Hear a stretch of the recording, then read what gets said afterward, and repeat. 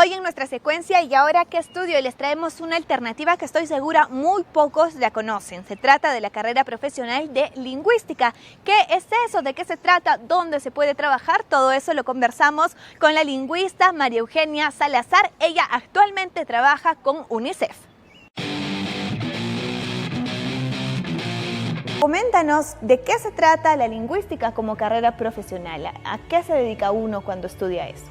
Bueno, yo estudié en San Marcos y la lingüística que se trata allá en la Universidad Nacional Mayor de San Marcos es lingüística general y aplicada, ¿no? Lingüística general se trata de cuestiones más teóricas sobre la lingüística y las lenguas naturales en general, la gramática en general. Y aplicada, ¿qué quiere decir? Que se aplica a diferentes campos profesionales, ¿no? O sea, la psicología, la antropología, la normativa, terapias, etc. Para ubicarnos un poquito más, tenemos que decir que la lingüística es una ciencia que se encarga de estudiar el lenguaje, ¿no? En diferentes idiomas. Exactamente, en todas las lenguas naturales, ¿no? Se dice lenguas naturales aquellas que obviamente no han sido creadas por el hombre, sino que se establecen por convención en una sociedad. Explícanos un poco en la universidad cómo se va entrando a la lingüística como carrera ya. Claro, normalmente los 2 primeros años son teóricos, es decir, se trata ya de la lingüística como una introducción en los campos teóricos de la semántica, como muy bien has dicho, la fonología, que es la base, la morfosintaxis, y todo eso. En los últimos 2 años ya se trata lo que es aplicado, ¿no? La educación intercultural bilingüe, cómo la lingüística puede participar en ese campo, la psicolingüística, la etnolingüística, ¿no? Y la lexicografía también, ¿no? Que es a lo que la mayoría, bueno, podría dedicarse si quiere hacer diccionarios y estudiar el vocabulario, en este caso, la lengua española, de cualquier lengua natural. ¿Cómo van desglosando este tema del lenguaje y de los idiomas? Claro, en principio, cuando yo ingresé a la lingüística, yo pensé que se trataba de escribir mejor, o cómo escribir mejor, o ser traductora, ¿no? Que también es un campo de los lingüistas. Pero más allá de eso, yo creo que la importancia de la lingüística, al menos tratada en San Marcos, es el campo del análisis de las lenguas naturales. El análisis en todos los aspectos, aspecto fonológico, aspecto morfológico, como ya hemos dicho, todos los campos. Entonces, saber cómo estas lenguas funcionan. ¿Y para qué es importante el funcionamiento de estas lenguas? Para que a la hora de aplicarlas, sea cual sea el campo, sepamos cuál es la estructura de estas lenguas y cómo elaborar los materiales, cómo hacer las propuestas educativas para la enseñanza de una segunda lengua y una lengua materna, que no es lo mismo, ¿no? Una lengua materna es adquirida y la lengua 2 o la segunda lengua se aprende. Entonces, ahora sí vamos a hablar ya del campo ocupacional. Un lingüista se puede desarrollar de diversas formas, ¿no? Es una carrera multidisciplinaria. La lingüística actualmente tiene mucho campo de acción, ¿no? Sobre todo en educación, y dado que el Perú es un país multilingüe y la educación intercultural bilingüe está en boga, ¿no? Y todavía es un proyecto que está avanzando poco a poco. Entonces los lingüistas pueden apoyar en eso, en diagnósticos, en evaluaciones, en elaboración de materiales y sobre todo participar como propuestas educativas en un ámbito bilingüe, ¿no? En este caso una lengua indígena con el castellano. Normalmente la lingüística en el Perú se ha entablado mucho más en cuestiones de normativa, ¿no? Es decir, el buen hablar, el buen escribir, el buen redactar, y los lingüistas han tenido campo laboral, sobre todo en apoyo en medios de comunicación, ¿no? En diarios, o también en corrección de textos, ¿no? En educación a distancia, por ejemplo, donde tienen que corregir los textos, y de las universidades que dictan estos cursos, ¿no? También en casas editoriales, corrección de textos. Pero luego esto ha ido avanzando y ya los lingüistas han tenido también campo en la etnolingüística o la investigación lingüística, ¿no? Que quiere decir cómo una lengua se desarrolla en un ámbito local, ¿no? El análisis de una lengua en un grupo social. También hay el campo de la psicolingüística, y la psicolingüística puede desencadenar el trabajo en terapias de lenguaje, ya sea para niños o para adultos que han tenido algún accidente cerebral y bueno, necesitan de una terapia, ¿no?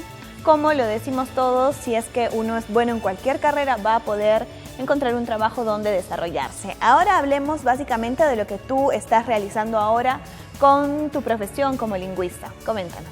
Sí, exactamente. Yo después de salir de la San Marcos me interesé por uno de los últimos cursos del último año que se llamaba justamente Educación Intercultural Bilingüe y que en esa época era un electivo, ¿no?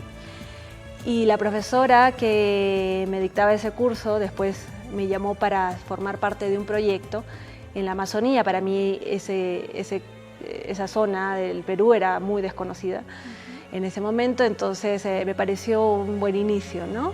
Y participé justamente mediante el SILA, porque además el SILA es el Centro de Investigación de Lingüística Aplicada de la Universidad San Marcos y que trabaja ahora con una serie de instituciones como en este caso UNICEF.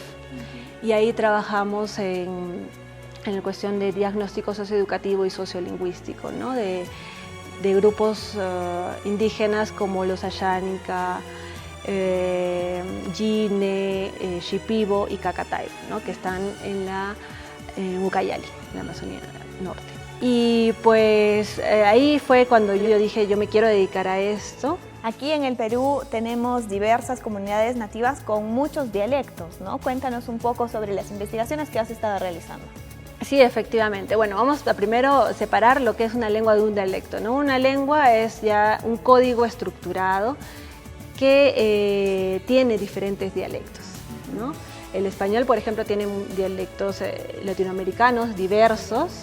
El castellano, que es el castellano bonaerense, el castellano de Bucaramanga, el castellano cusqueño y aparte el castellano de España, que tampoco es homogéneo, ¿no? Y entonces en el Perú, por ejemplo, existen cerca de 46 lenguas que equivalen a los grupos humanos, ¿no? Que se les ha denominado de repente con el mismo nombre tanto a las lenguas como al grupo humano, ¿no? Pero ¿qué se necesita? Pues formadores de formadores, ¿no?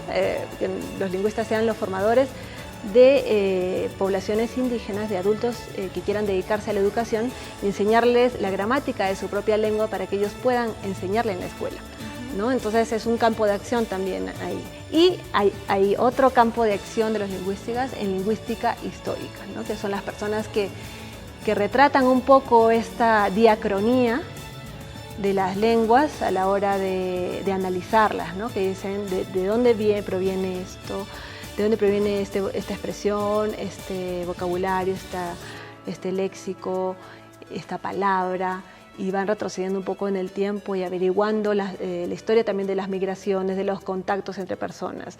Entonces, es por eso que yo acentúo que la lingüística no puede ir separada de las otras ciencias sociales, ¿no? No se puede analizar una lengua si no la ves en su contexto y en un grupo vivo, ¿no? Exactamente. Entonces, María Eugenia, en la lingüística no está todo dicho, ¿no? No, para Va nada. a seguir avanzando mucho más porque se van descubriendo también nuevas comunidades, nuevos pueblos y va a haber campo ocupacional, como ya lo hemos mencionado, para muchos. Muy bien, María Eugenia, hemos conocido un poco que hay muchos lenguajes y muchos dialectos. También en nuestra misma ciudad, en Arequipa, hay gente que habla o recita poemas loncos. ¿Eso también estaría dentro de un dialecto? Coméntanos. Sí, por supuesto, es un dialecto efectivamente, es un dialecto arequipeño e incluso de una localidad específica, ¿no?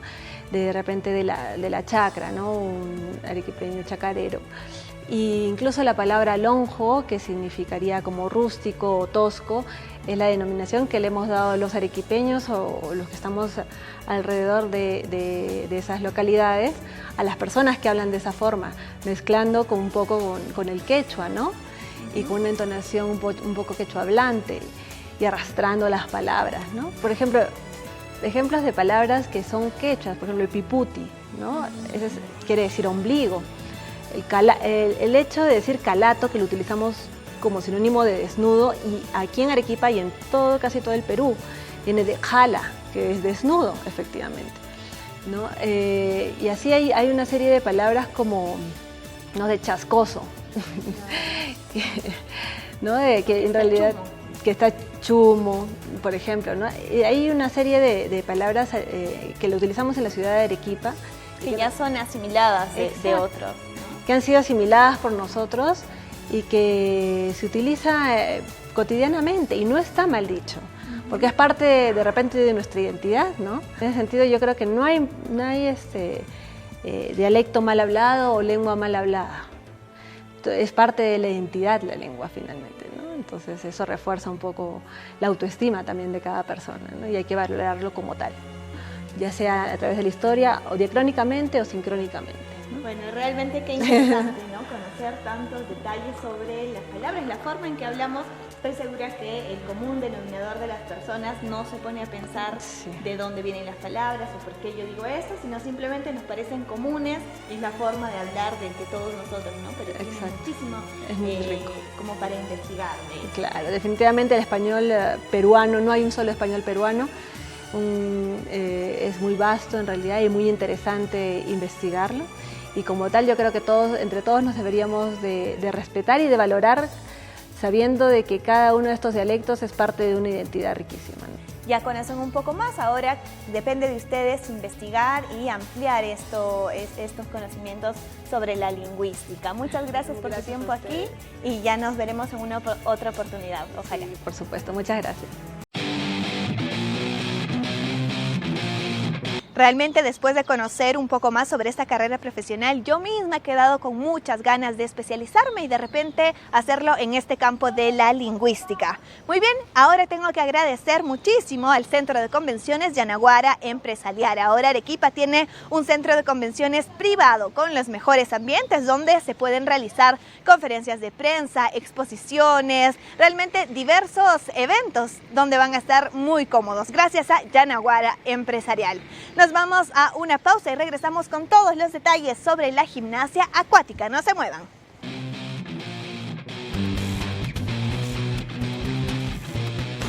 Te ven el cole.